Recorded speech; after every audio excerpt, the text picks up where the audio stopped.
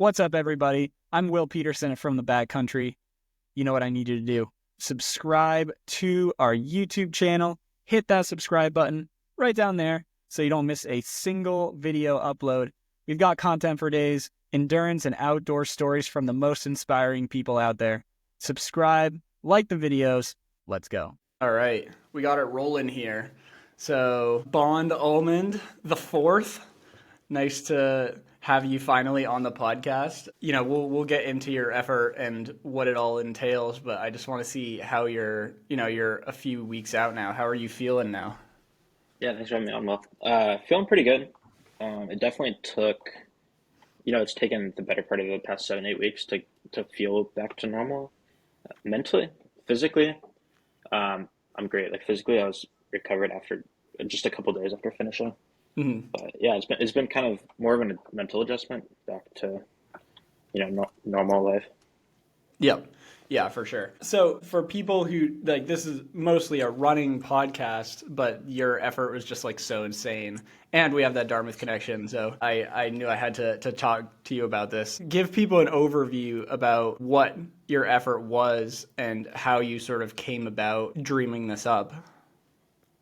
Yeah, so I rode the Pan American Highway from the North Shore of Alaska in Prudhoe Bay down to Tierra del Fuego, Argentina, Ushuaia, Argentina. So the Pan American Highway. It was 13,500 miles, which covered in about 75 days. Self-supported on my bike, so carried all my gear, but didn't have a support crew. And I've been a cyclist for a really long time and a runner as well, but cycling has always been my big passion. Always been into the endurance stuff, whether it's ultra running or ultra cycling. And the Pan American's kind of the pinnacle of my sport, in my eyes at least. And so for the past 10 years, as long as I can remember, really, I've been dreaming about this. And yeah, the way Dartmouth's academic calendar lines up, you have as a going into your junior year, that you have the option to take off the fall term. It's a pretty common thing to do. And so when I got to Dartmouth freshman and realized I had this opportunity, I was like, I have to take it. So it's kind of been locked in for the past couple of years. Okay. So when did you start and when did you finish? I started August 31st, and I finished November 15th November of, 15th. 2024. And this this was even though you were self-supported, this was the overall record by quite a lot, correct? So can you walk through like what the records were before you went? Yeah, so there's the supported record was held by an Austrian Red Bull athlete, Michael Strasser. He had full support and spent like $300,000 on his project. So doing this support is really expensive, so that was just obviously never on the table. And I'm glad I did unsupported too. It's more of an adventure. And so he did it in 84 and a half days. And then the unsupported, they call it unsupported, but it's actually, self-supported. It's impossible to do this route unsupported, really. So self-supported or solo record was 95 days. There were, I think, 3 or 4 people who had done it under 100, but more than 95 days, including Jonas Dykman, the guy who just set the world record for most consecutive full distance Ironmans. So yeah, he kind of used the Pan American to launch a huge career. But Wow. that was, so I broke that record, by I guess like 17-ish days, and then I broke Strasser's record by 8.5 days. And then, okay, so I think my audience is quite familiar with the FKT rules of support. Can you walk through like are they the same sort of rules like in terms of supported, self-supported, unsupported? Is it pretty much the same as FKT or how does it differ if at all?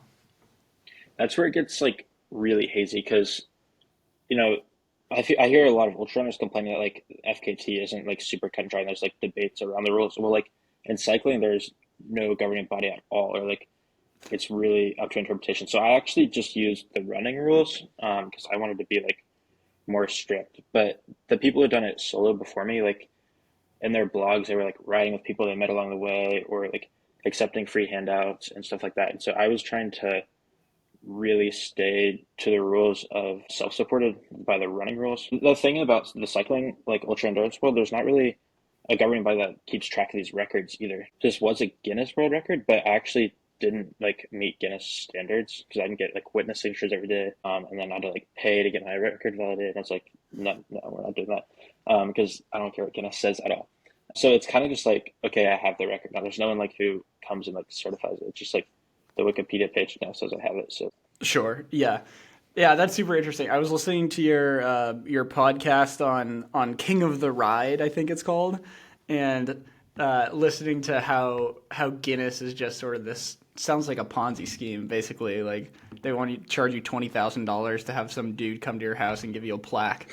That's yeah, it's crazy. It's really ridiculous. Just like scrolling through their website, I was like, this is such a scam. and it makes me question how many of their records are the actual records. Because if someone goes and looks at the Guinness record for this bike ride, they're not going to see Bon Almond, even though you fucking destroyed everyone. Yeah, I don't, Guinness is, and it's also like you go on the website and like it's like most eggs smashed over the head in like 60 seconds. Like that's a world record. It's like, all right, this is. I don't really care if they tell me I have the record or not. So Yeah, super fair. And so one avenue I'm sort of interested in here is that you're 20 still, right? I just turned 21, but I was 20 when I finished. Yeah, yeah, okay. And you're in college. A lot of people would look at this as like a pretty insane thing to do. I mean, I hiked the AT in college, but I feel like that's fundamentally very different from what you just did. I feel like there's a lot more danger involved. Like and we'll get into some of your sketchier moments. But what as a young person staring down the barrel of like such a big adventure with so much unknown, how do you mentally prepare for that, and how do you faced a lot of mental like I remember in that other podcast you were talking about sort of the it sounds like you prepared mentally for certain things that might take you out, and then all those things happen. How do you mentally prepare, and how do you rebound when things don't go as planned? Yeah, the mental preparation was way harder than the physical preparation. Like I'm just fine riding my bike 8 hours a week. That's like relatively easy with the amount of training I'm done. As ridiculous as it may sound, like I've been working towards this for so many years that even throughout the trip, like the physical aspect just wasn't that challenging. So I knew it was going to be mental, but like, how do you prepare for 75 days by yourself? Like, you don't see anyone you know, or like 75 day or 63 days of headwind of those 75 days. Like, there's just no way to mentally prepare for that. And I kind of knew that. So I was kind of like, I was training myself to expect every single day to be miserable. Like, I was ready for 75 days straight of misery. So like any moment the sun came out, or like any time I like had a good view, it was like, okay, this is so awesome. Like even like a well below average normal day was like, okay, it wasn't rock bottom, like we're doing well. So that was kind of like how I tried to prepare myself mentally. And then yeah, it's just like it's really hard to prepare for being alone that long. Especially since I've done trips before by myself for a couple weeks on end without seeing anyone I know, but there's always like that promise of the warm bed at the end, whereas like when you have 60 days to go left in this thing, or even 30 days left, it's like that promise of that bed, and like seeing that person is a long way away. Hmm. So it's kind of just like learning as I went, and yeah, I don't like even now. I don't know how to train for it next time. It's just kind of something you have to learn along the way and really be prepared for. I think more than anything, and like talking about yeah, I prepared for a lot of the risk, but like my problem was I was trying to prepare for avoiding risk or avoiding cracking my wheel or cracking my frame. When in reality, like that stuff was going to happen. Like it's gonna have bad days. I was going to have unfortunate events. So I should have been preparing. Okay, what do I do when my rim does break? And like luckily, I was able to figure that out in the moment. But yeah, I was more worried about risk mitigation in terms of like risk reaction. Um, so yeah, luckily it worked out. But that was like looking back on it, that is like a big thing for like people will come after me or next time I do something like this, that is the big thing to worry about is risk reaction. So I know that, and we'll get into all those stories that you cracked a rim, you cracked your frame, but were there like even those places, and you cracked them in sort of non-ideal places, you were able to sort of MacGyver some fix to it. Were there pieces of equipment that if they had broken would have just totally fucked you? uh, I always said that breaking the frame is like that's kind of a game ender. Hmm. I somehow like maneuvered my way out of it. But I think if my whole bike had gotten stolen with all my gear on it, that would have been a game ender. Because like you can find a spare wheel or even a spare frame in Mhm. South America, Central America, but finding like my very specialized bike bags or my like lightweight sleeping bag, that's like a whole different thing. So if my whole bike had gotten stolen, that would have been an end to the record. I think it would have taken too long to get all the gear I need back on my bike. Um, but yeah, in terms of like a thing here or there that was breaking, I don't think there was anything really that would have like completely derailed my record. And so when you have to like go into a store or into a hotel or whatever, what precautions are you taking to make sure your bike doesn't get stolen? Or are you just like keeping it on your hip at all times and bringing it through the grocery store? Yeah, so I would bring it through like stores whenever I could. So like in the United States, Walmart would usually let me take my bike in, so I just like be clip clapping around, in my carbon plated bike shoes with my bike, Nice. which is always a good sight to see. But then once you get into Central and South America, stores just don't let you bring the bike in. It's just like not a thing. I think part of it's just like they don't realize how expensive the bike is, Hmm. which is fair. It's kind of ridiculous. Um, so I had a little lock, and I would lock my bike every single night when I was sleeping too, even if I was in a hotel room, just like lock it to the frame of the bed.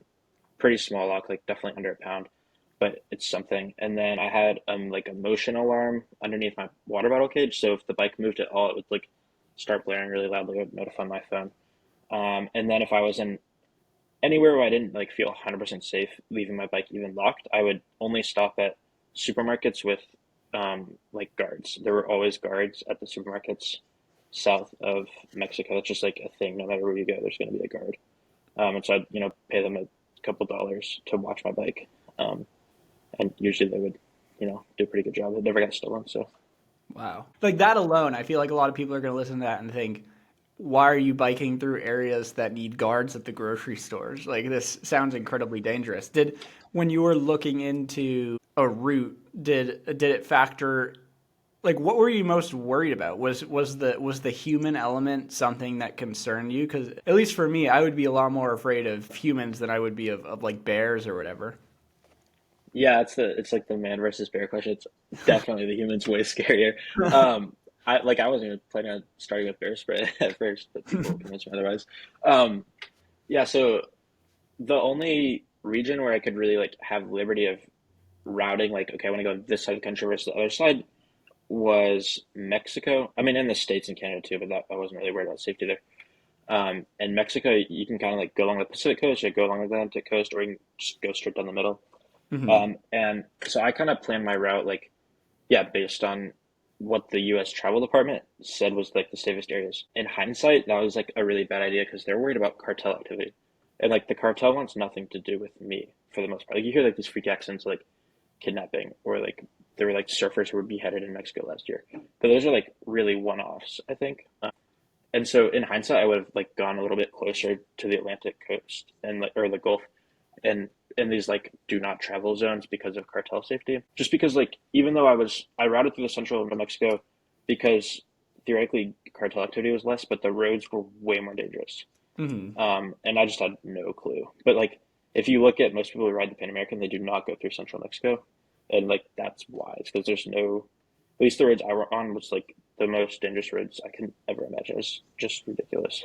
Gotcha. Yeah. So it sounds like at least one thing that I was thinking when sort of reading about this was I feel like from a backpacking perspective, like if I'm doing an AT through hike or even an AT speed record attempt, there's nothing that could break that would just like kill your chances of getting a time. If you're carrying an inflatable pad and it pops, then like whatever, you sleep on the ground for a night or two until you can get into a town. Or if you're, I don't know, even if like a shoulder strap ripped off your backpack, you could sew it up and sort of limp along for a while. But there. I guess one thing that would really bother me in an effort like this are the uncontrollable, like the completely uncontrollable things that can waste so much time. Like you talked about burning 36 hours getting a new frame. Did like how do you come to peace with that? Okay, this I'm losing 36 hours right now, and there's nothing I can do about it, but I just have to get back on the saddle afterward and keep going like it didn't happen. Like how do you do that? I don't know. I got so mad in the moment at first. Like I would get a flat tire and like okay, that's just 15 minutes. But throughout the course of my trip, I had over 30 flats. So like that's a whole day of progress lost just on Hmm. flat tires. And like the one soloist was like, okay, the guys who did this unsupported before me as well, like they also had to deal with this stuff. Like I'm not the first person to be here. Like I'm just going to get to the other side. It sucks. But yeah, the first couple weeks, it was really hard to like rationalize with that. And then after a while, I kind of just like got broken down. I had so many things go wrong. Like even though other people have done this unsupported, I just had the worst luck throughout with mechanicals and headwinds and whatever it may be. Um, so yeah, I just like I was like the universe is out to get me. Like this is ridiculous. What is going on? At first, but then it kind of just became like stuff would go wrong. It's like okay, it's just a chore. Like it's just like this is just part of the ride.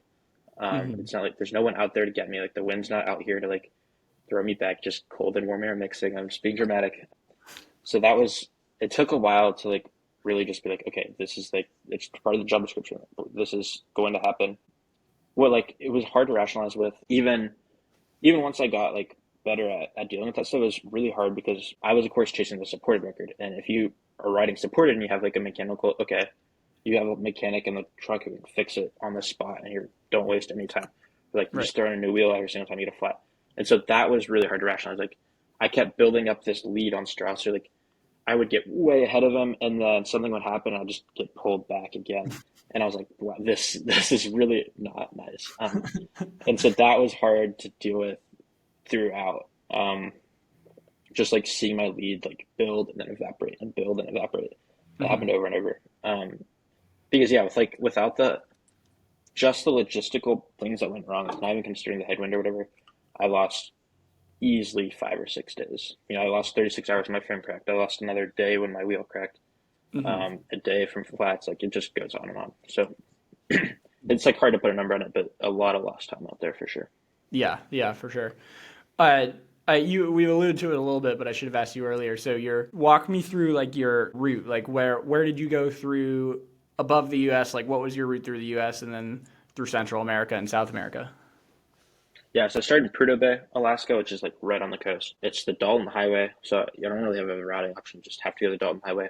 Get down to Fairbanks, take the Alaska Highway, all the way to the end of the Alaska Highway. Again, there's like not many options to go through from Alaska into Canada. There's really only that one road. So just like hugging the Alaska range, and then route down to Calgary, through Calgary, into like middle of nowhere Montana. Sweetgrass, Montana was my border crossing into the U.S. Montana, Wyoming, then into Nebraska, Colorado, Oklahoma, Texas, and Del Rio was my American border crossing into Mexico, Ciudad Acuña. So like pretty straight line down the middle of the U.S. But if you're like looking at that, it's like a very boring section of the U.S. I just went through the plains the whole way. Like I could And see Glacier in Montana way off in the distance, but I was just going through the flats. It's really, really tough. and you picked that route through the U.S. just to optimize speed. Yeah, 100% optimized speed because you know you're not worried about safety at all. You're just like, okay, what's the fastest way to get out of Mexico?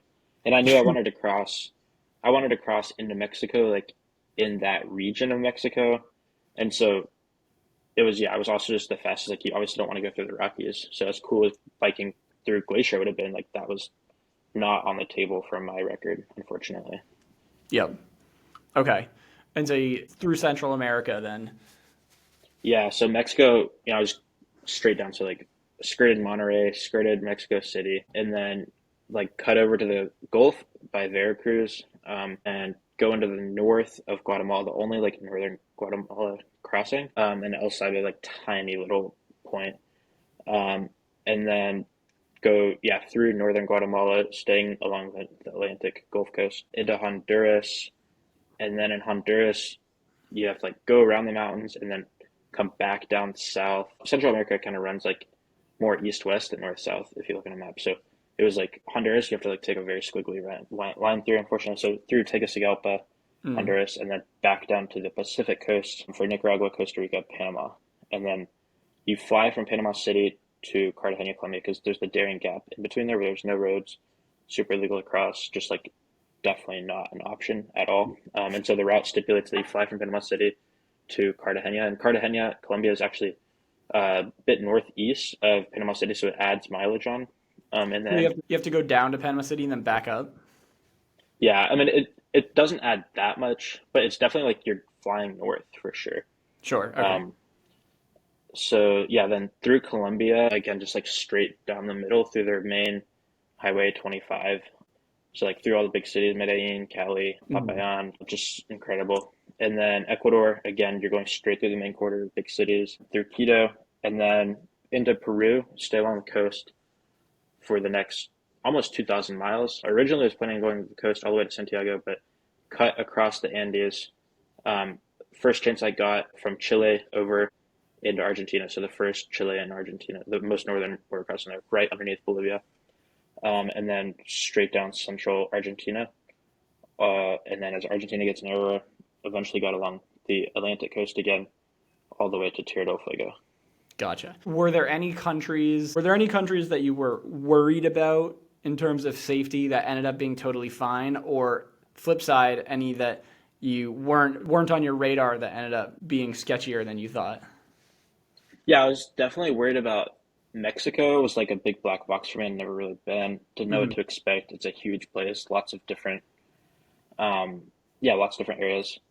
Didn't end up having any trouble there, but it's always hard to tell. Like, okay, maybe I was really close to getting in trouble and I just had no idea. Sure. And then Colombia, I had no idea what to expect. Historically, it's a really bad rap, but I found Colombia to be really safe, or at least I thought it was really safe. Everyone was super nice. Didn't really have any worries about safety. And then Honduras is always like, okay, it's going to be scary biking through Honduras. I've done that before. I just like try to calm myself down. I got through Tegucigalpa, which is, like one of, or San Pedro Sula. I didn't go through Tegucigalpa, San Pedro Sula, which is like one of the most dangerous cities in the world. And I was like, okay, I made it through. Like maybe it wasn't that dangerous. And then I stopped at a supermarket and like, even though the guards were watching my bike, like right on top of it, someone tried to steal it from under them. I was like, okay, just need to get out of Honduras. Yeah, Honduras. I biked it through Honduras in the spring too because I was like so worried about it. I was like, I need to go, preview the most intersection and calm my Mhm. nerves a little bit. It's just like not a good experience either time. It's really scary. Sure. Um, but it's also just kind of like psych myself out of my mind probably more than I don't know though. It's like Honduras has a bad reputation for a reason, I think. Yeah. Yeah. Yeah. Oh, that's really interesting. Okay, so I want to talk to you about your training a little bit because my introduction to you was Jordan Fields sending me your Strava and being like, "This undergrad." I think the exact words he used was, "This undergrad is a sick puppy." And yeah, so when you just look at it on its face is like bare minimum 40 hours a week of cycling, and it's like very often much higher than that. Like what? How do you are you just like sleeping the rest of the week? How do you function as a college student when you are biking that? And so okay, break down your training for me. Like how much of it is like easy base? How much are you adding in like faster, harder work? And like how do you maintain that much volume? Because I cannot fathom a 70-hour or like sustaining 60, 70-hour weeks. That just doesn't compute. Yeah, so it gets a lot easier to understand when you understand. Like everything I do is zone two. Like throughout my training, I was not doing intervals at all. There's just no reason to. Um, there's not there's no training plan for the Pan American. Like, there's the sports science kind of stops at a point because no one's but there's Mm-hmm. no point in doing research and what the best way to train is because there's so few people who are doing 78-hour weeks. And so I was totally making up as I went. But like my philosophy was ride every single moment that you can and just like ride like you're on the Pan American and that'll be good enough.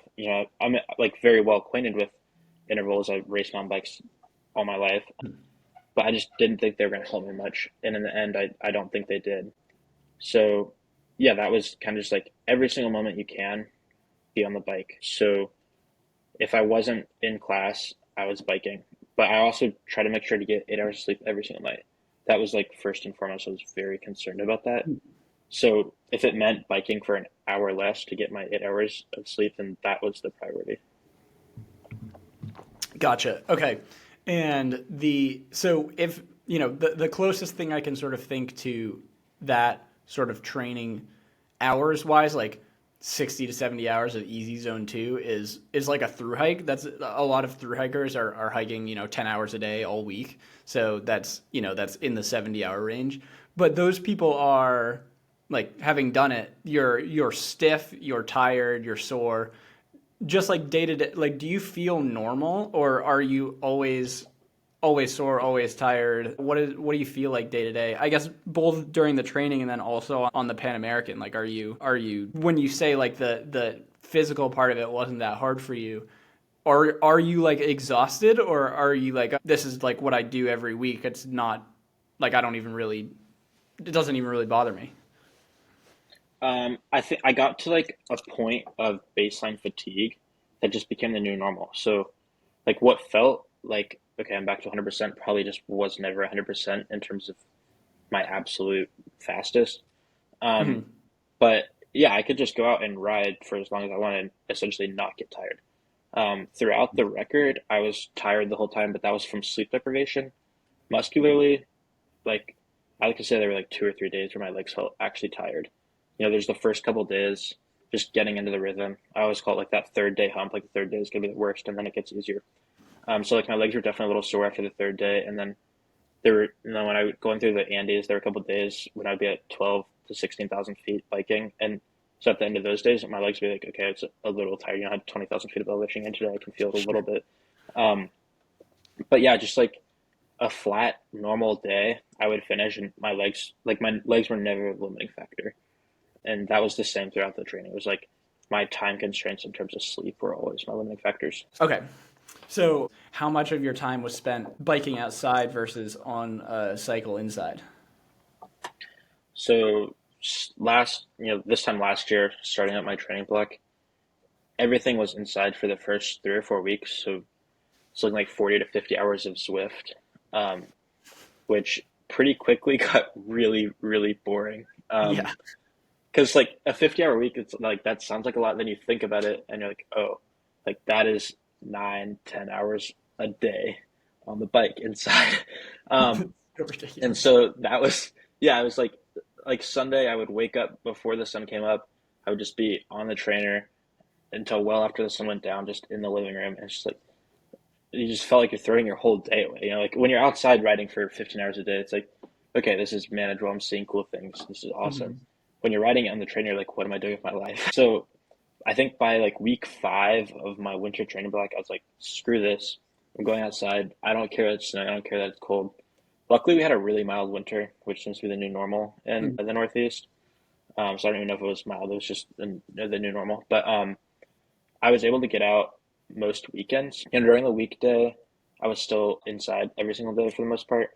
It's just more time efficient too. Like when it's 10 degrees out and you have to layer up to go cycling, that's going to take like 20 minutes. So if I'm trying to throw in a ride between classes, it's way easier just to jump on the trainer. Even in the summer, it's more efficient to jump on the trainer. Mhm. But yeah, by like week 5 of winter term, I was going out on bikepacking trips every weekend, which like had some pretty adverse effects on my frostbitten toes. It got pretty gnarly at times. Battled through some pretty bad bouts of hypothermia. Definitely some questionable decision making. There were like several weekends where I decided to ride up into Canada instead of going south, Mm. even though it was snowing. Which I just looking back, I'm like, I don't know what was going on mentally. But yeah, I was definitely like, okay, we're done with riding inside on the weekends. And so I was Mhm. able to spend a lot of time outside. And then by the time spring rolled around, I was outside for every single ride. I just don't enjoy being on the trainer as much. I don't think it's as good at training, especially from a mental standpoint. It's not as good. You Yeah. just can't replicate the real thing. How did your roommates feel about you being on the trainer in the living room for like 15 hours?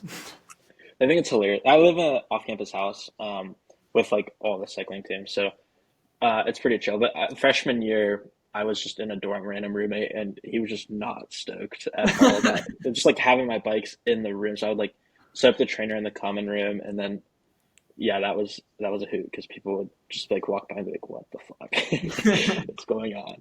There's a sweaty guy without his shirt on and spandex just in the common room. So uh, I would that's so commandeer the funny. common room. Yeah, yeah. Did you cross train at all? Like, where did you work in any other kinds of aerobic training, like running, Nordic skiing, anything like that, or was it basically all? I mean, I know we went touring one time last year, but or was it vast majority biking? And did you lift at all? Yeah, so I did like an hour of injury prevention every single day. So I'd alternate between lifting and just like strength and mobility. So Okay. that's like on top of the cycling too. So, but yeah, that was the other thing is like my injury prevention and strength and conditioning was more important at the beginning of my training block than actual riding was. Like that was the big worry. But in terms of cross training, so I'm from Tennessee, so we don't have Nordic skiing. So I'm still learning how to Nordic ski. So I got out, maybe 10 times, but I'm still working on my skate form. So Sure. it's like it's just as much of like a skill. I'm not good enough to really get a really good workout in yet because I'm just trying to Hmm. go slow and really learn the technique right. So Nordic skiing, I tried to cross train like once or twice a week, but I didn't think it was that valuable for me. So I toured a decent bit, but again, I don't know how much touring really helps the cycling. I did it mentally like one weekend. I was like, okay, we're not Zwifting this weekend. We're gonna go up into the whites and just tour all weekend, and just gain like 20 miles each day. But then I came back and my feet were just falling apart. Yeah. So that wasn't very viable either. So there wasn't much cross training. And then running, I notoriously get really injured running and just like can't help myself from running longer and longer distances. And I only like to run on the trails. I hate running on the road. Yeah. So the past winter, I was like, we're just not going to run at all. So Gotcha. That makes sense. Okay, and then so you're biking inside a lot at the beginning. Is what are you filling your time with? Are you like podcasts? Are you able to study while you're on the treadmill or not treadmill on the indoor bike? Like what? Yeah, what do you fill? That just I mean I know you already alluded to it, but that just seems so monotonous. How do you fill that time? yeah, I like bought a Netflix account and like I would watch movies a little bit. I don't know, like just wasting away on YouTube a lot as well. But I was Hmm. also able to do a lot of my readings for school. I studied government and climate science, so like most of my class homework is just reading, reading, reading. So I Hmm. could do a lot of that on the trainer, and like I got it so where I could like prop myself up in my aero bars and kind of type a little bit. So I wrote some very mediocre essays on the trainer as well. But it's like hard to if I have a heavy reading, it's hard to do on the trainer. Like something that I really need to be Sure. paying attention to, you're just not going to retain it as well. Yeah. But yeah, I did a lot of work on the trainer, and like I remember at one point I had like a little like art assignment, and I was like, it took me like 5 hours to like draw on my pad, my Mac pad. What would have taken me 20 minutes off the bike, but That's awesome. And then one more question about your training before I move into the actual effort. What does what does your nutrition look like to sustain 40 to 80 hour weeks? yeah, so it's 10,000 plus calories a day for the most part, and I didn't have any clue how to really do that healthily, and so I think it was like very unhealthy foods for the most part, especially during the ride. It was just ridiculously unhealthy. But when I was training, I was trying to get 300 grams of protein a day, which is a lot. That's really hard because I was really worried about nutrition. I went to like several sports nutritionists at Dartmouth, and they were all like, to be honest, like I don't really know what to tell you here. They would just like they tried to use the same formulas that they use like for most of the athletes who are doing like 20-hour weeks, and I don't believe they scaled well because I got a couple people coming back and like, you need 400 grams of protein a day. I was like, that's probably next to impossible, Yeah. especially since I was trying to be vegetarian. um, so it's really, really hard. But yeah, just like shoving my face full at every moment, just like it took me a couple months, but just got my body used to eating well beyond what feels healthy. So just like every time you sit down, you eat until you're full and then keep shoving your face. And it like at times it's just like painful, but you just have to keep eating. I've always loved eating so much, so it like wasn't that hard. But there were times where it was like, okay, this is really painful and seems really, really unhealthy in any other circumstance. Sure. Do you think like because you were putting in so much like I've always kind of thought that if you're putting in such high volume that your body's just going to burn whatever you put in it anyway. So it doesn't, as long as you're getting the macros, it doesn't like really matter if it's quote unquote healthy or unhealthy. Like you could eat a bag of Skittles and as long as you're burning it off immediately, it doesn't really matter. Is that what you feel like, or did you feel gross when you ate gross foods? I think that like that is correct. I think you can eat. It doesn't matter what you eat as long as you're getting that protein or yeah, you're hitting your macros. But I do think like I still felt gross at times. I think if my nutrition had been more optimized, I've been eating healthier stuff, then maybe I would have gotten more out of it. Hmm. But I do agree. Like it doesn't really matter. Like I would feed myself the worst food because 10,000 calories a day gets really expensive if you're trying to eat healthy. Yeah, for So sure. I was eating junk food for sure. Man, that's awesome. So, sort of to the actual effort. So, one thing that stood out to me is it seems like, based on your other conversation, that you went north south, and it sounds like you averaged quite a bit more miles per day in the first half than the second half. Is that correct? Roughly, yeah. I think I averaged almost 200 miles a day when I got to Panama City. And then, my final average was like 180, 179, 180. Okay. Um, I like, yeah, through it was mainly through Canada and the United States. I was like ticking off like 230 a day, which, was really sustainable in the United States and Canada, but it just became less and less sustainable as it got hilly and as my headwind got worse. Like, as I went further south, the headwind got worse. Mhm. And so it wasn't for, like, I always like to say the mileage didn't really matter because you look at my days where I did 260 or 270, and you look at the days where I did, okay, maybe 130. Um, there were a couple of those, and I was on the bike for the same amount of time. And it wasn't like I wasn't trying as hard, like my legs weren't as strong. I was putting out the same power for the same duration pretty much every single day. Mm. And it was just the conditions that were super variable. So, like, in the end, the last couple of weeks, my time every single day did start to get less and less, but that was more like a mental thing.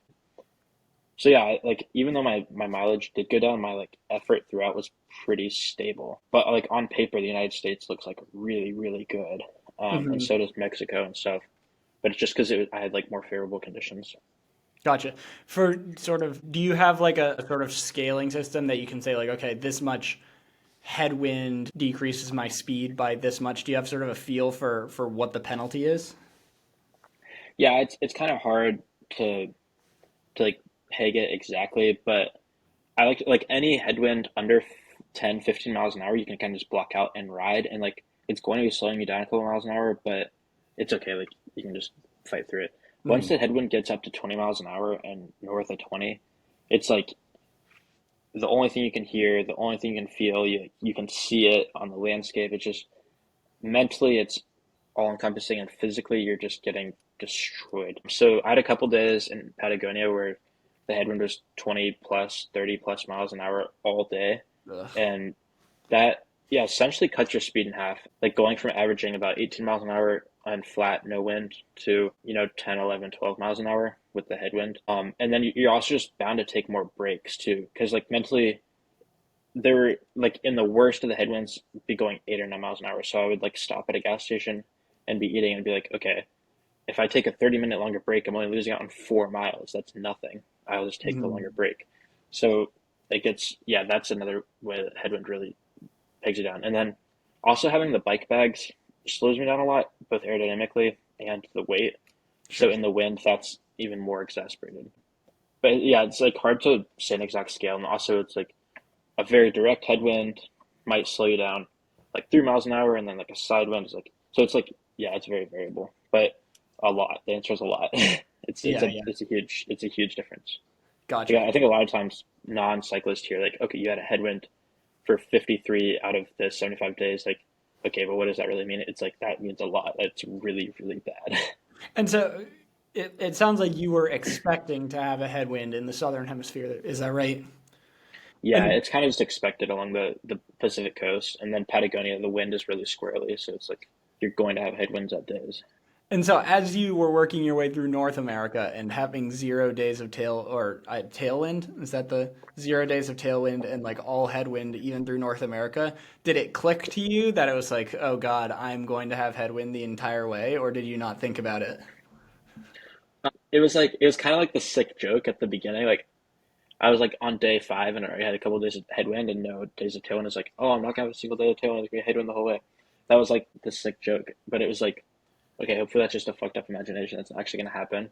Hmm. And then the further in I got, like along the Peruvian coast, I just knew there was going to be a headwind every single day. But once I got into Patagonia, like the wind is very variable, and you hear stories of Pan American cyclists who average like 70 miles. Like 70 miles was like their biggest day throughout the trip, and they had this day of 30, 40 mile an hour tailwind in Patagonia, and they all of a sudden turn on a 200-mile day on like their titanium mountain bike from 1950, and you're like, okay, like that's like the dream is to get that day. So it's like lore. Like every single person I talked to had like at least one of those days in Patagonia, and so I was really holding out hope. Just like I was just like, just give me that one day. You know, Hmm. you give me a 30-mile-an-hour tailwind all day, that's a 300, 400 mile day, like easy. Which is like would have been so awesome and mentally such an incredible boost. Yeah. And so I was like really holding out hope for that the whole time, and just I was like, okay, going to have a headwind in most of South America, but there will be that day. Like my break is going to come, and then just never came. Yeah. Within like a week to go, I was like looking at the wind forecast. And I was like, okay, I'm not getting that break, and that just like the world came crashing down. And that was like day 71 was like my worst day of the whole trip, even though I was close to the end. But it was like I'm really just like I'm so far still, yet so close. I'm just not Yeah. gonna get that. It was like dashed my hopes. Yeah. Yeah. That's I feel like that last little bit can always be like really really tough when you're like you said so close and so far. It's the worst Yeah. feeling. Um, okay, I want to talk about the story that stuck out to me big time was the story of your cracked rim, because I think if stuff like that had happened to me, I probably would have quit because I'd be scared for my life. So what walk us through sort of the setup, the situation, and then we'll go from there. Yeah, the cracked rim was definitely a pretty difficult situation. It's kind of like it's like a whole. There are a lot of things that play into this being a really, really shitty day or days. So as I alluded to earlier, the roads through central Mexico were really dangerous. So I was a couple hundred miles north of Mexico City, coming into Ciudad Querétaro, which I'd personally never heard of before, but it's a city of several million, like a huge city.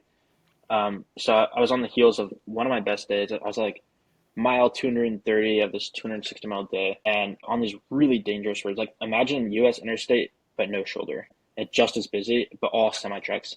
As that's what it was. It was like a Mexican interstate with these semi trucks, only semi trucks, no private vehicles in between cities, just all semi trucks, and they own the road. They think they do, and they kind of do. Like there's no cyclists on these roads, so they're just running me off the road all day. So like pull up against next to you and like cut you off where you have to run into the off the road, like just into the woods, Oh, which like is very purposefully. 100%, yeah. That's Which is like it's very dangerous, obviously, and then it's also just really annoying because you're like, okay, these people don't want me here, and it just feels very dangerous and is very dangerous. how many times did it happen to you? Probably 4 or 5 times throughout the day. That Yeah, that's and so then terrifying. and then the sun was about to set, and this trucker came by and like ran me off the road, and like cut me off sharp enough that like his trailer like brushed my arm, like made physical contact, and I was able to stay up. But it was like, okay, this is getting really scary, and like the sun's about to set. I'm going along, and then there's a broken down semi truck on the side of the road. Like there is no shoulder, so it's just like kind of on the side of the road, but it's right on the white line. So I was like kind of riding on the white line the whole day. Now I had to come into like I had to take the whole lane. So I saw it like 700 meters ahead. So I took the lane and like I had my lane. I established it. It's a 2 lanes in each direction. So, and then there's another semi truck coming up. Two semi trucks behind me, and one of them decides he wants to run me off the road instead of just moving over. And so, just as I'm about to pass the parked semi truck in the on the side of the road, the other semi truck runs me off the road. And with about 10 feet to go, I realized like okay, I can either try to shoot this gap and like literally it's like gonna be a meat grinder. Like there's a 6 inch gap. I'm going to get just yeah, like I'm not making it out. Or I Mhm. can plow into the back of this parked semi truck going 25 miles an hour. And so I just like leaned as hard as I could and just they were like running into a brick wall essentially, 25 miles an hour. Somehow I escaped pretty unscathed. Like I was a little beat up, but like nothing serious. Um, but my rim cracked, and in retrospect, my frame probably had like a micro crack too. Because 1,000 miles later, it cracked on something it shouldn't. Mhm. But yeah, my wheel cracked, carbon wheels. Luckily, it was holding air, um, but it was like very dangerous to ride on because at any moment it could just split open. Essentially, I didn't think it was going to, but it could have in theory. And like I was like messaging my sponsor, like trying to get a new wheel, and they're like, the one thing we're gonna tell you is do not ride this wheel. Like you cannot ride on this wheel. I was like, well, I'm going to ride on this wheel. I have to. To get into Querétaro because Querétaro City was still like 45 miles away. Mhm. Um, so yeah, just like really nervous, shaking all over. Um, Getting back on the road. Now my blinky light died, like it got destroyed in the crash, so I had no rear light. and it's now dark. Like had to get to the next hotel like 20 miles away, just like really freaky. I got to the hotel and just like laid down in the bed for like 10 minutes to stop myself from shaking. Next morning, need to get into the city, and every 5 minutes I would like pull over and like calm myself down because it's just like the road's just getting worse and worse, and mentally I'm like psyching myself out. And I pull over and I'm like, okay, like maybe the situation's worse than I'm making out to be. Like these roads maybe aren't as dangerous. Like maybe last night was a freak accident. And then I start biking again, like 50 miles out of the city, and I there was a pedestrian who had been, walking on the same white line that I was biking, who had gotten hit by a semi truck like a couple of minutes before I'd been there, and just like his mangled body was like very graphic, like very disturbing. It was like right in front of me, and like Or the police hadn't even gotten there yet. oh my god. I like just had happened. I could hear sirens in the distance, but it was like, okay, this is very real. Like I'm not overreacting. Like I could be like that could be me next. That could have been me this time. So I had like essentially what I would call a panic attack on the bike. I really had one before, but just like hyperventilating, like couldn't think of anything, and so kind of just like closed my eyes and just went, and got into the city, got my wheel repaired. But that was a 35-mile day. It like took all day to get a new wheel. So yeah, that was another day where like I lost 200 miles of progress there. Um, and then I was just like sitting in a hotel room all day, thinking about everything that just happened, and thinking, okay, I have to get back on these roads tomorrow. Super damaging day mentally, and then getting back on the road the next day was like took a lot of like I had to rebuild my confidence for sure. So that was definitely a low point of the trip and pretty grim in the moment, and like looking back, it's pretty bad too. Um, but yeah, that was the cracked wheel incident. Yeah, at what like was there ever a point where you were like questioning if it was worth your safety? Um, I think maybe this speaks better than me, but no. Um, Oh God. I know people are gonna hear this and be like, "Oh, that's yeah, he's an idiot. He's young and dumb." Uh, it was like I was like, okay, there's probably a 25% chance every single day I'm on these roads in Mexico that I'm gonna get hit. Like it's just the risk is so high. And I knew it was there, and I didn't really ever think about quitting though. Mhm. I definitely thought about alternative options, alternative routes, and there just was nothing. Um, yeah, it was kind of like, okay, this is where I am. This is it. I just got to get through this section, and it How got many better the next day. Okay, so it was really like a couple of days of these really really bad roads. Yeah, like if it had been that way the whole time, it would. Well, I wouldn't be here if it were that way the whole time. Like my luck would have run out at some point. But Yeah. I also would have walked away from it. I knew it was like I need to get past Mexico City, and then the roads are gonna get less and less busy because it's kind of like in Mexico, from my experience, it's like a all roads lead to Rome type of thing. All roads lead to Mexico City. Mm, So it was just getting busier and busier. I was getting closer to Mexico City, and I knew once I got south of Mexico City, it would get less and less busy. gotcha. Yeah, yeah, that makes sense. Uh, were y- were there any other moments on the trip that shook you? Did you have any interesting wildlife encounters or any other situations where you're just like, wow, this is like I'm out here. This is sketchy. Yeah, no interesting wildlife encounters. I was kind of hoping to see a grizzly bear up close. I saw one from a distance a couple times in the tundra up north in Alaska, but Mhm. never got to use my bear spray, unfortunately. No, I'm joking. Nothing. Yeah, there were in Peru. I had really mean drivers too, and was hit twice in Peru as well. But like more minor collisions, those were a little shaky. I saw a dead person in Colombia, and then the next day in Ecuador, but they didn't like they were pedestrians had been hit as well, or motorcyclists had been hit, but they didn't rattle me as much. I was kind of desensitized by then. You Um, saw multiple dead. How many dead people did you see on this ride? three, yeah, it was three, That's insane. Is that like yeah. when I mean I guess cycling like roadways are a dangerous place, but like had you ever encountered that before in your other No, cycling? no, and I guess like another instance where I was rattled was in Texas. I just had the worst time in Texas, like brutal headwind, going through like western Texas, desert, pretty grim place, really flat and nothing there except for oil wells. Mm. And the oil companies had like scraped all the topsoil off, and it was really windy, so it was like a dust storm the entire time. And I was like, we're just like destroying the world, and I'm having an awful time. This is the worst. It was like the first bad days. It was like day 20, and then like a dog ran out to greet me. Like dogs chase you all the time on the bike. Mhm. Um, probably not with malice, just out of curiosity, and an oil tanker was coming out their way and just like ran right over him, and that rattled me a Oh. lot because like if I hadn't been there, the dog wouldn't have run out, and so like, that dog's death is like kind of on me, as unfair as that may be. Mm. So that was another one that rattled me. But I think I got to the point like by the time I was in Colombia, it was like there wasn't much that was going to rattle me. Like everything that could go wrong had already gone wrong. So like even though I like saw a motorcyclist and just been hit by a car, I was like very graphic. It was like I didn't really react. It was almost scary in a way. That was so mentally desensitized to everything. I remember like writing in my journal like what is happening to me? Like is this healthy to be so desensitized? But I think it's just part of the trip. But yeah, maybe not healthy in the end. I don't know. It's like there's a lot to unpack there. I don't know even where to start, to be honest. Yeah, it sounds like there's a lot to unpack. I mean, I I've always thought like when so I this sort of ties into your why that I was interested in because on the other podcast when they talked about your why, you talked about a few things, but the big thing you kept coming back to was like finding adventure, and I hear that. At the same time, I've always felt like the most meaningful experiences in my life have like usually been the most difficult because that's where you like get the most growth. At the same time, there's obviously a line there between difficult and traumatic, right?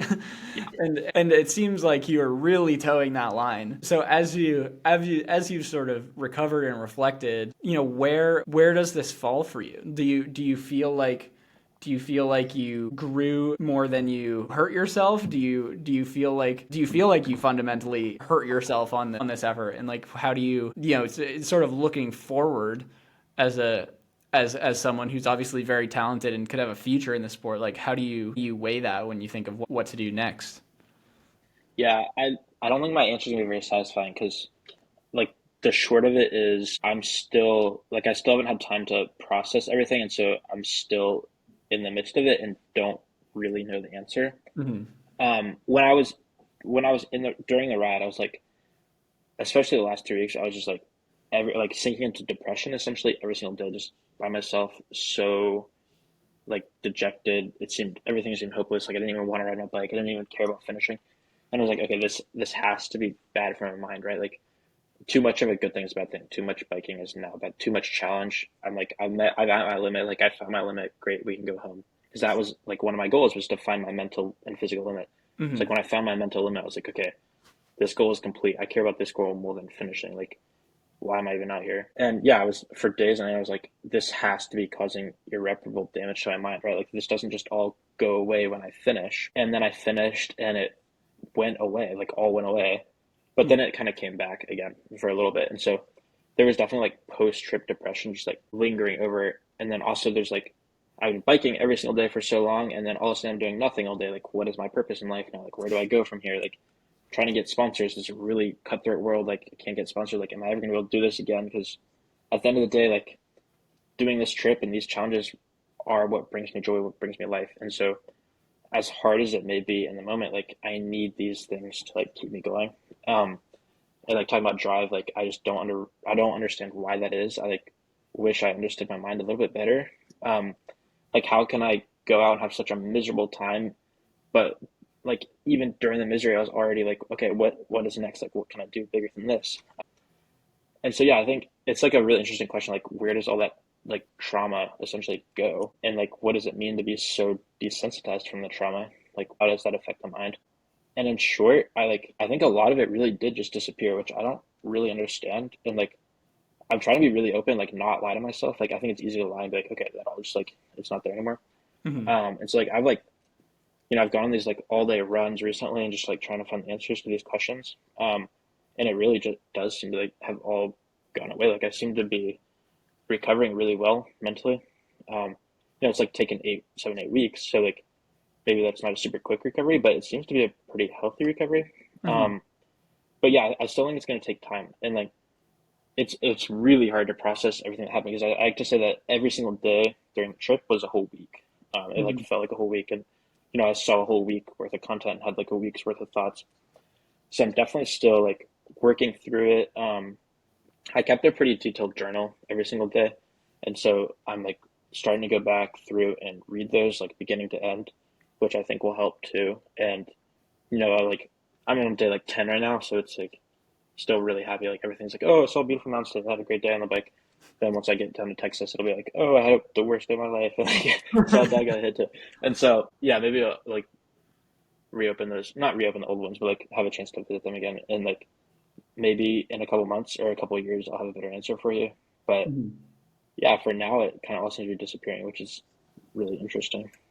Yeah. Okay. There are a few different threads to tug on here. One, I think okay, it's fundamentally different because seeing something in a hospital versus seeing something out in the community, I think is a different experience. But I see what you're saying in that. So I did half of my surgery rotation back in the fall was trauma surgery, and so I like saw some stuff, as you might imagine, and in the moment it was like very intense. Like that I left those rooms thinking like, how am I gonna like reboot after this, you know? But I've had a similar experience, I think, as time has gone on. It's not that stuff goes away, but it becomes less intense. And I think, at least my understanding as someone who's interested in the psych field, is that most traumatic experiences don't end up in PTSD, right? Like most of the time we get over things. And and so it's an interesting question. Like, is it fundamentally like a good thing or a bad thing to have those experiences? I'm not sure it's either, but I think it's in if you're living an intense life of either like being out in the world in the way that you are, you're going to experience everything that the human condition has to offer. So I guess I look at it as less of a good or bad and more of like an inevitable. And it's just like something you have to experience if you're, I don't know, I don't want to say living a full life, but if you're like living a life with full experiences that are like that's very unsheltered from sort of modernity, then you're going to experience some shit, and that's just like how it is. I don't know if you have thoughts on that. Yeah, like we'll just touch on the last bit. Like I think it's fair to say like living a full life because like for you and me that like getting out there like that sense of adventure like I talk about I need this to like be happy in life. So for me these type of experiences are living a full life. Like that's what gives me meaning essentially in life. And like what is life without meaning? So I think it is fair to say like they are inevitable. And I think yeah, I think saying like they disappear is wrong. Like they don't disappear. Like they're obviously still like those experiences are still there. They shape my mind in like ways that I probably don't recognize. It's hard to really internalize all that. Um, and so yeah, it's like becoming used to that. Like it doesn't just have to be trauma either. It's like anything in life. You just get used to it over time, and it Mm-hmm. becomes more normal. Um, and I do think like people's minds just work in many different ways. It's like other people put in my situation would have had inevitably different reactions, and like it's not just reacting different, it's like recovering different. And so yeah, I think it's just really unique and different for every person. You just never really know how your reaction or how your recovery is going to look until you're in that moment yourself. Like it's easy to say, okay, like I'm going to be do X, Y, and Z in this situation, but you really have to be there in the moment to really actually find the answer to that question. Mm-hmm. Other thing I was interested in was your sort of post trail blues, post trail depression, whatever you want to call it. I think that's a very common experience for people after big projects.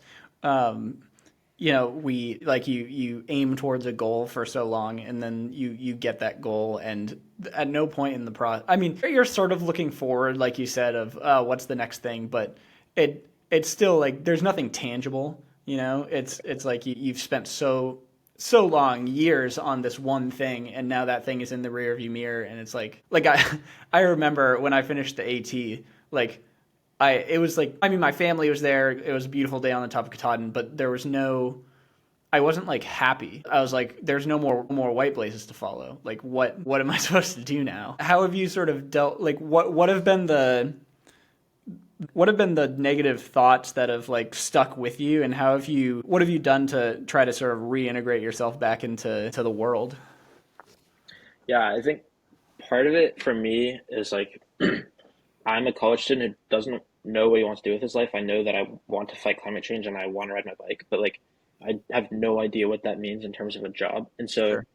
the Pan American's always kind of been like, okay, I'll like figure it out after the Pan American, and then like down at the Pan American, like all that uncertainty comes crashing down, and like not to get political, but like coupled with the election results, and like if you look at my degree, government and climate science, like okay, like EPA, I'm not Mhm. going to work in the EPA under the incoming administration because the EPA probably won't exist or won't do anything, and so it's like all these things are yeah, that like that coupled with like the post trail blues or yeah, whatever you want to call it, was really difficult. And it's also like, okay, I know I want to do my next trip, but these things are expensive. I used all my money, I used all my funding resources.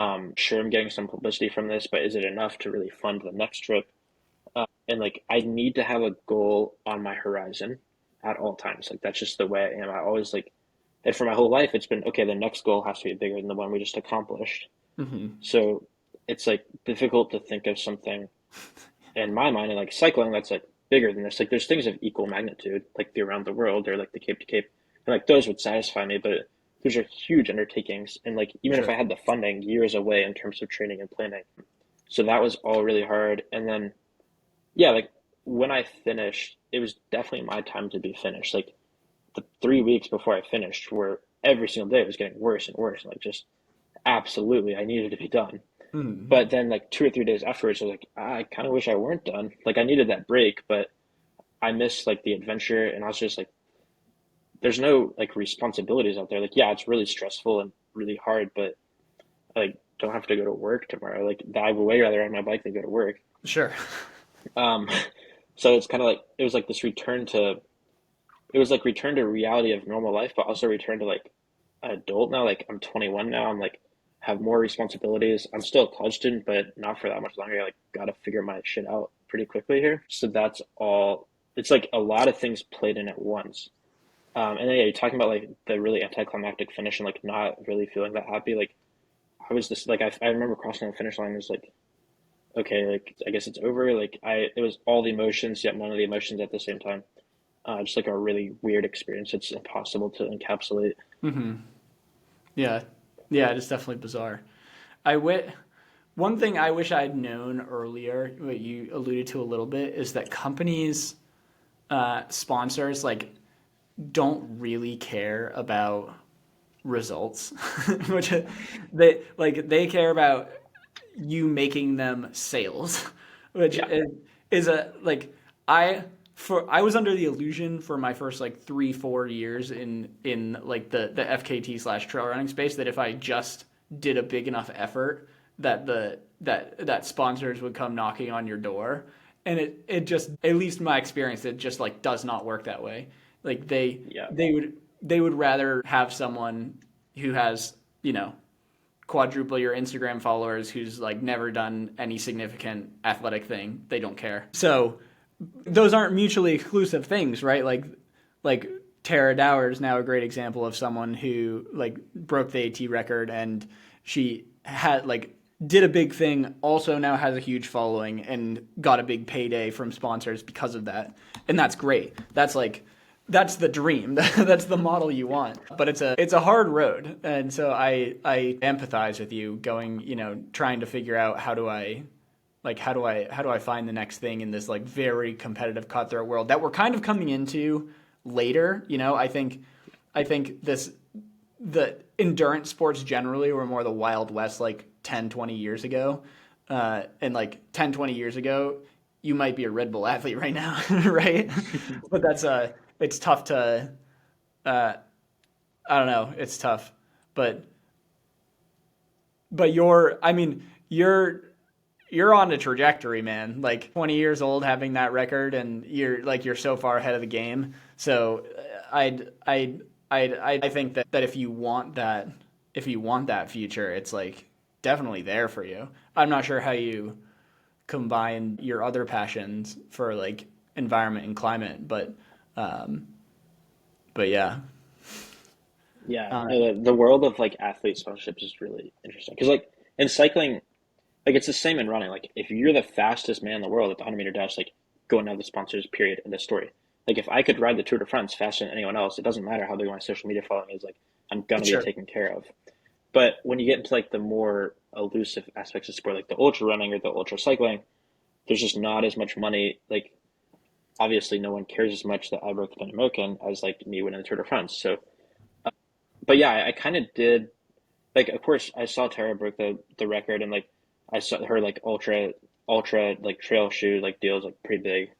So I've heard, and I kind of figured it would be the same with the Pan American. I was like, okay, like this is like if I get this record, like I'll be like I'll have like credibility, like I'll have at least I'll be able to get sponsors. They might not be knocking my door, but I'll be able to get them.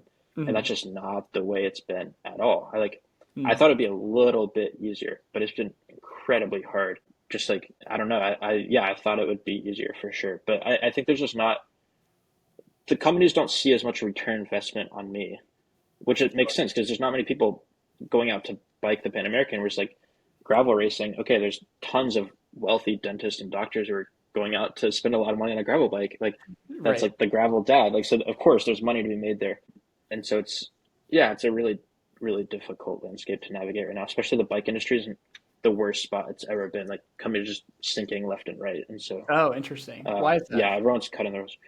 There was the bike company is really bad at forecasting the market, and then COVID, everyone wanted to get on a bike, everyone wanted to go outside, and so the supply chain operates on a lag. Mm. So bike companies ordered a ton of bikes for 2021. People still wanted a bike, so they ordered an even bigger load the next year, and then all of a sudden, no one wanted a bike. Everyone wants to sell their bike from COVID, and so all these companies have tons of stock sitting around, but no money. Um, which to me it sounds like okay, it would be like they would give away stock for free, but somehow that's not how it happened. Like I can get like a bike frame, but then I'm not gonna be able to get all the parts to put on the frame, Mm-hmm. which is really expensive. So that's like not really an option. And then in terms of like no one's writing checks anymore. You really have to be like in a very lucrative scene and being the best of the best in the lucrative scene to be getting a check right now. And so maybe I'm like I like it sounds weird, but like maybe I'm like one of the best endurance like ultra endurance cyclists, but it's not a lucrative scene, so no one's gonna write me a check. Mm-hmm. And so yeah, that's kind of where we are right now. I'm hoping the bike industry will rebound, but it's going to take a couple of years. And I don't know, like the state of cycling in North America is just not great right now, and Yeah. it has kind of been on a decline ever since Lance got busted. So we'll Do see. you have do you have interest in the more established racing scene for biking? I enjoy it. I'm just not that good at it. Like I really I could like I could race around the U.S., but like I'd never make it to Europe. I'm just I'm really good at locking in at zone two, zone three, and going for days, weeks on end, but I'm not good at like that top end. So it's not really an option for me. And they don't really there aren't really established bike races that are in the multi-week like There's theater. a couple. There's like the Tour Divide, Hmm. and then there's Race Across America, but there's no like the Tour Divide is kind of the longest I can think of. That's like a 12, 13 day race. And like it sounds ridiculous, but like that's just getting to be long enough for me because the Yeah, yeah. Race Across No, America I is get like a sleep. It's like a sleep deprivation race. The Race Across America, it's like 7 days, and I'm still young enough. I'm not great at sleep deprivation. I think that's just it. it's not just being young. It's just, I'm not great at sleep deprivation. It's like maybe I could do well in the Race Across America, but it's like to be honest, it's not long enough. And so yeah, I need something like 10 days or longer where sleep deprivation is still a factor, but it's not like the primary factor. Yeah, yeah. And yeah, there's just so few people who want to do those races that there's no money in it, unfortunately. And so Mhm. like even the people who win the Tour Divide every year are like kind of scraping by for the most part and like are working other jobs from my understanding. Yep.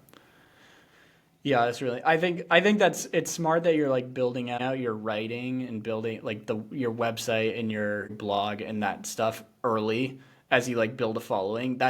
Like that's uh that's a good potential avenue of monetization, and it's like a good potential avenue of combining your passions. So I think that's smart. I don't know if that's a conscious decision or not, or if you just like writing, but it's a I think uh like I do think that even a lot of people in the ultra endurance scene, even like the really good people are have multiple lines of income and they're like either doing coaching or content production or all sorts of things to make ends meet. Or like Carol Sabe is a dentist, you know, like they're just like, I don't know. A lot of people aren't making their living off sponsors and still figuring out how to do it. So I think it's definitely doable. Obviously, biking is a far more expensive sport than ultra running, but yeah, but I think you're on the Yeah. right path.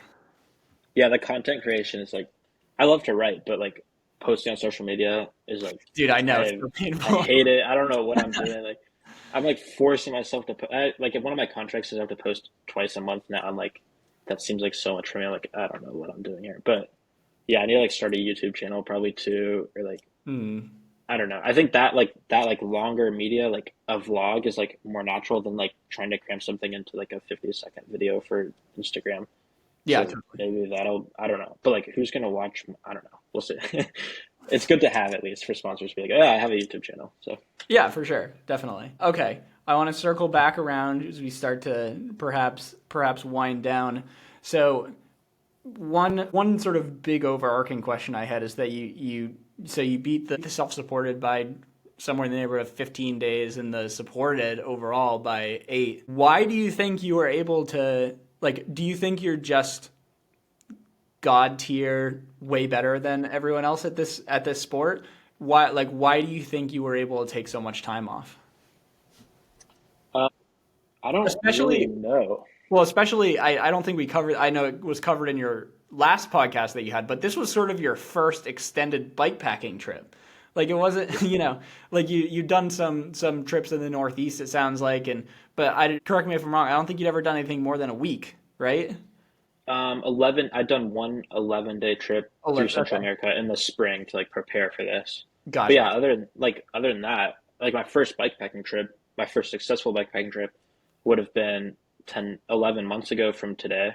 Yep. Um, so yeah, this was like my first foray, and I don't know how I was able to take so much time off the record. Like looking at it on paper beforehand, I was like, okay, there's no way to take that much time off because the guy who has it is a Red Bull athlete. Like he's at the pinnacle of the sport. There's like 10 cyclists in the world sponsored by Red Bull. He's the only ultra endurance cyclist to be sponsored by Red Bull. He would have full support too. Like those two facts alone is like I don't even need to look at his time. Like there's no way you can beat it, right? Like on paper. And I think yeah, I honestly have no clue. Like I'm not like we just talked about, like I'm not that good of a cyclist on like the shorter things. Like sure I can mix it up in like a local race or something, but I'm never gonna go to the Tour de France, not even close. Like we have what's known as the functional threshold power FTP for cycling. Is like the your power output for an hour. Mine is like pennies compared to the best in the sport Hmm. for an hour. And so it's like I don't know why I was able to go so much further. And like you also look at the unsupported records before me, like we talked about, there's several people who are like right in that like high 90s bubble. Like that seems to like kind of be Right. the threshold. And I don't know. I think part of it is mental. Um, just like I do have that edge. I really want it. I always said like, okay, Strasser is probably a better cyclist than me, a better support, so I'm gonna have to find a way to beat him. That's gonna have to be mentally. Hmm. But that doesn't account for the amount that I beat them by. Um, Sure. and to be honest, there's a lot to be desired. Like I'm pretty sure I could do this at least 10 days faster, unsupported with a support crew who know like I think a time in the 50s is totally possible. But I'm also not naive enough to think like, oh, I'm the only person who could do this. Like um, there's a cyclist named Lachlan Morton who like he was in the world tour of cycling. He, like his FTP really is high, and he is starting to foray into these longer stuff. And if he went and did the Pan American, he would probably level my time. And like I'm not naive to that. Like I hope he does do that. It'd be awesome for the sport. Um, I think it like the right person just hasn't come along yet to like really make it like I don't know, just like really radicalize the sport and like make it crazy fast. Hmm. It's been on the perimeter for so long. Like I like cycling itself is just longer and longer distances are like slowly becoming more and more popular, and like gravel riding is exploding in the U.S. But that's like it's gonna take time for this endurance stuff to really like populate. And in 50 years, people might look back at my time and be like, oh my gosh, that was so slow. Like, what was he doing? Like, the record is now 45 days or something. I don't know if 45 is possible, but um, yeah, I think it's just like I came along at a good time where the times aren't that fast yet. And in 20 years, I think they will be faster for certain. But I also came around at a bad time. Like as you said, if I'd done this 10 years ago, like I probably would be I would be the Red Bull helmet. Sure. So that's a little unfortunate. But yeah, we'll see. But I think it's going to take time. Like 50 years ago from now, 50 years ago, the Appalachian Trail FKT was pennies to what it is now, and like that's the way I think endurance cycling is just a little bit behind, probably. To be Gotcha. honest. Yeah. I mean, maybe. I wouldn't discount what you did. Like it like you never know what direction the sport's going to go. And like you said, I'd agree with you more if if there was like a one-off person who had gone 90 days and then there was like no other times on the board, but it seems like there was a pretty consistent standard of around 90 days. And so it doesn't, there are clearly other people doing it and that was a barrier and somehow you just like obliterated that barrier by over 2 weeks. So that's a pretty big break, and like maybe it'll be a lot faster in 10 years, but like maybe not. So it'll be interesting to see. But that brings me to another question. Like if you were doing it again, or if you were coaching someone, where do you think the time is? How do you bring it from 75 days to sub 70, or however fast you think it can go?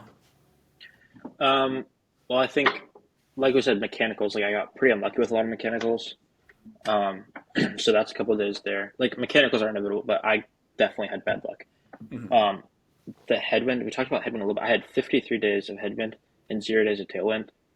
Um, sure, you might expect a little bit more headwind than tailwind on this route, just because South America has a lot of headwind along the Pacific coast.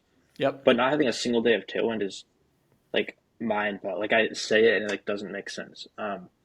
The wind should not have been a factor through North America the way they were. And then, yeah, it's. I think there's days and days to be had there. And then also just like that mental suffering the last 2 weeks slowed me down a lot, and I think I'm better equipped to like tackle that now. Every single night I was journaling, and my blogs were like, I wrote over 175,000 words throughout my trip, which Wow. I put it into a Google Doc. That's a 700-page book. Um, so I wrote a lot, and that was 30 minutes to an hour every single night as well. Um, and then I Were had a lot you of. were you like voice dictating any of that, or was that all typed out? It was a mix, but Okay. I was essentially like taking notes throughout the day. So like I might voice dictate like a paragraph or like write down a couple of sentences, Mhm. and then at the end of the day I would have to go back through and like turn those notes into something readable. And so like that editing took 30 minutes to an hour every single day. You should make that So into a there's book. That'd be epic. Yeah, I'm hoping we'll see. I don't really know how to turn anything into a book, but it's an idea.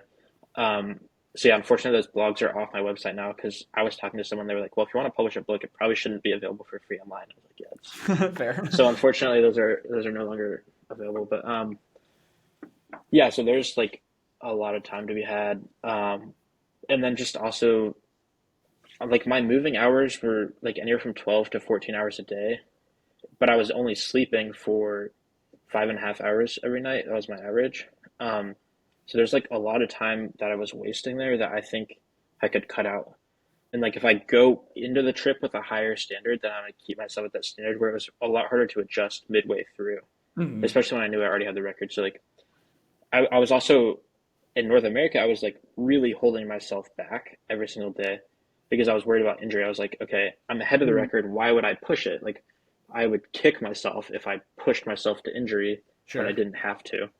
So there's like if I keep myself at my limit the whole time, tons of time to be had there. Yep. Um, and then like that's just all being unsupported. Then with support crew, that changes the game again. Like I was carrying all my stuff with me. That's about a 2 mile an hour average slower with Hmm. the weight and the aerodynamics. So if you think 2 miles an hour over 14,000 miles, that is a lot of time Yeah. really quickly. And then also just like nutrition, I'm eating poorly, like sleeping in a camper van every night instead of on the side of a road in a ditch. Like it's hard to really say, like put a number on it, but absolutely, there's so much time to be cut. Yeah. Okay, interesting. And then one other thing I had that's I maybe goes back to like the post trail depression a little bit, but I just find like I guess you haven't been back in school yet. But one thing that I think is really common after a big life adventure or event like this is to feel some isolation in the sense that like people ask you questions and people are interested in what you did, but people don't really get it a lot of the time. And it like have you experienced that at all of like you've experienced all these very intense things and all this pain that you suffered through and this like incredible experience that you've had and then you come home and people ask you like people expect you to give you like a couple sentences to sum it up and like has that been hard for you or has it been It's been it was a little hard. I'm to be honest, I was like I'm getting more tired like answering the same questions over and over more than Mhm. anything else. Oh, I'm Um, sorry for dragging you on here. no, no, it's like the how many like it's the very simple questions like how did you not get robbed in Mexico? Like Yeah, yeah, people yeah. are always or like the like semi-racist questions like how'd you stay safe when people are so dangerous? I was like okay, like, it's like I had a lot of those. Those are the ones that are annoying. But like I totally no, I like obviously people are gonna ask me questions as part of it, and like if I didn't want that, then I shouldn't have been posting about it on social media. Like that Sure. comes with the job, and like yeah, at the end of the day, the way I am personally, like I would love to have done this ride and not told anyone, like no one ever found out about it. Like I just like did it for fun, but like I also was raising money for charity, and I was also wanting to get sponsors, so I can't have it both ways. Like I need to put Hmm. on this public act if I want to keep doing this type of thing. So I kind of just look at it as like part of the job. And then like in terms of people not understanding like maybe how hard it was or like really getting a grasp on like what I did, like yeah, of course not. Like I looking back on it, I can't like myself, I can't replicate the pain or the emotional like forlornness of day 71. Like it's just like impossible. Like I can't even understand what I went through. It's like Sure. how would I expect other people to understand that? Of course not. And to be honest, I'd rather people not understand it. Like I said, I'd rather people not really care about what I did. So if people don't understand it, like, oh, he just like rode his bike for a while, like, okay, great, like he's just a normal kid. That's way better than okay, I just did something crazy. Fair enough. Yeah, so it hasn't really been that hard. But we will see going back to school. I went back to Hanover at Dartmouth for a couple days to pick up my computer and see some friends. Right after I finished, and I'm walking around campus and like didn't recognize anyone because I didn't really meet the freshmen last year, and then of course I don't know the freshmen this year, and so like I'm not gonna know much of campus, and it's gonna be kind of weird. Because like I like as much as I hate it, like I do think you know a decent amount of people are gonna like recognize my face, even though I don't Hmm. know them, which is gonna be weird. Yeah, yeah, definitely. It's a fun place to be. uh, Yeah. So, okay, couple rapid fire ones specific for my Northeast audience. So, one thing I find very intriguing about biking that makes me want to do it more is that uh, is all of the cool places that you go in like one single trip. Whereas like running is great, but you either have to do something local or like you drive to the Whites and do an isolated hike in the Whites and then you drive back. Whereas like you just leave Hanover and then all of a sudden you're like in Acadia and I'm like what like where the hell did Bond go? So like what are some of your favorite long distance rides in New England? I love going to Canada because I like it really does feel like you're in a different country. Like obviously it does, but then when they're like speaking French or like you're trying to order food and they like will refuse to speak to you in English, I think that's really funny. Just like be able to bike there for the weekend. So yeah, I had a lot of fun going up to Ottawa and Quebec City and Montreal, all places I'd never seen before. So that was really fun. And then Maine is always a good time. There's just like so much to explore there. Yeah, especially on the coast. Those are my favorites for sure. That's why I gravitate north. Going south, the roads get busier and like not as exciting. So I always try to go north. And Vermont too. There's like I could ride for years and not ride every gravel road in Vermont. So it's awesome. Do you when you go to like Canada or Maine for a weekend, are you just like bringing a tent and like pitching it in the woods somewhere, or like what are you doing for just to like lay your head down? Yeah, I usually just have a bivy. So Hmm. just like anywhere. Usually cornfields are my preferred method. Nice. But yeah, border patrol doesn't love that. They usually ask me for a place of like where I'm going, and kind of have to like sneak around a question somehow or another. Fuck. Yeah. Because yeah, they don't. Or like last year, I was going up like week 5 of winter. It was like dead of winter, and I was like, yeah, I'm gonna be camping, and they're like, it's gonna be 10 degrees tonight. Where are you camping? There's no campgrounds that are open, and like I told them I was like, oh, I'm camping in a cornfield, and they were like, no, you're not. And so I had to leave and go to a different border entrance where they didn't ask me these questions.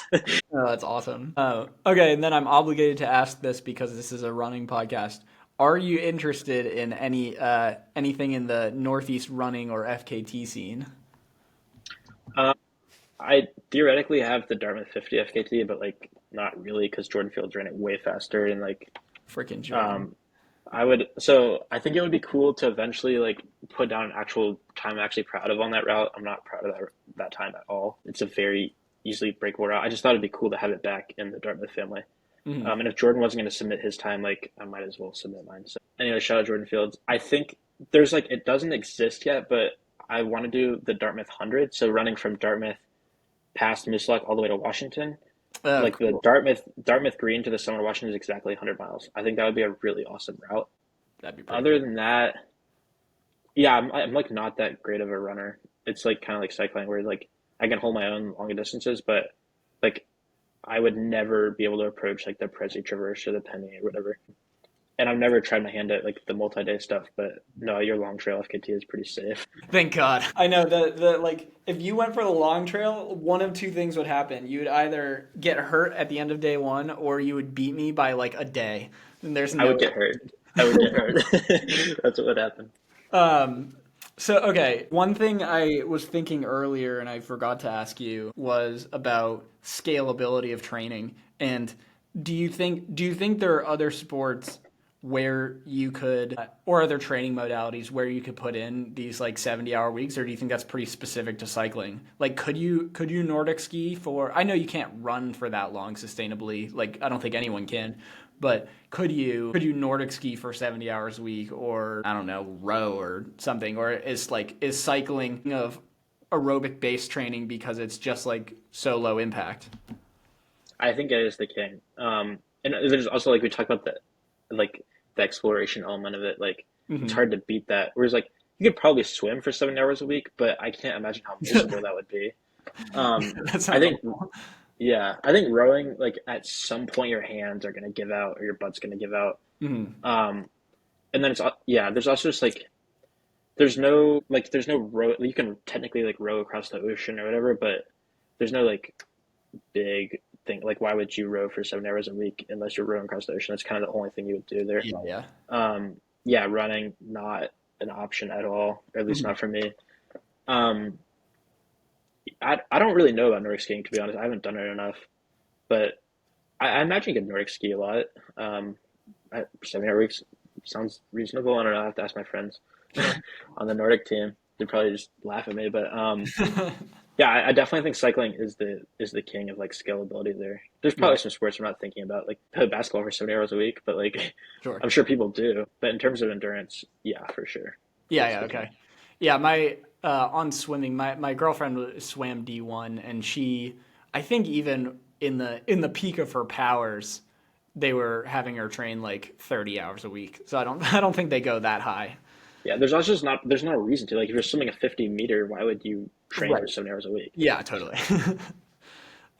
Cool, man. Okay, so where can people? Well, one, do you feel like there's anything big about your project that we missed out on here? I will just throw. I did it for charity. I think I mentioned this. The Honnold Foundation, so Alex Honnold's personal foundation. So I raised money for solar panels in indigenous communities in the Amazon. Super awesome project. I'm really proud of. Kind of combines like my passion for climate change, indigenous rights, and stopping deforestation in the Amazon all in one. And so that fundraiser is still live. It's going to be closing soon, but that can be found on my website at bondalmond.com, bondalmand.com. So if you're interested, head on over. Unfortunately, my blogs were also on my website, but were taken down this past week. Maybe I'll open that back up in lieu of this podcast, but you just have to promise that if you go read the blogs, you have to buy my book when it comes out too. um, but yeah, that's about it. I think good job Okay. covering the trip. Will the charity fundraiser still be open this coming Wednesday? Yeah, it will be. And even if Okay. my Pan American blogs aren't up, all my bike trips from during training are still up, and some of those are even juicier. They're about like hypothermia and like sleeping at gas stations and all this fun stuff. So Sick. you can go check out that for sure. All right, cool. And then where can people follow your adventures? Yeah, on Instagram, I'm bond underscore almond. Should be pretty easy to find. There's not many bonds out there. Yep. And then yeah, I'm gonna keep posting blogs on my website. So stay tuned for that. I should be getting back on the bike soon. Doing a little bit of running now, but should be back at it soon. Yeah, I'm not. It's Strava as well, Bond Almond the fourth. But yeah, I'm not hugely active on social media, but hopefully that's gonna be changing soon. Cool. See. Yeah, his Bond's Instagram, website, and Strava will be in the show notes, so go check those out. Check out the charity, check out his training reports. It was a pleasure having you on, man. Thank you for taking the time and chatting with me on a Sunday morning. Or it's a Thursday morning. Jeez, I'm grown. It's not even close to Sunday morning, but of Thank you for having me. It's awesome. course. Appreciate All it. right.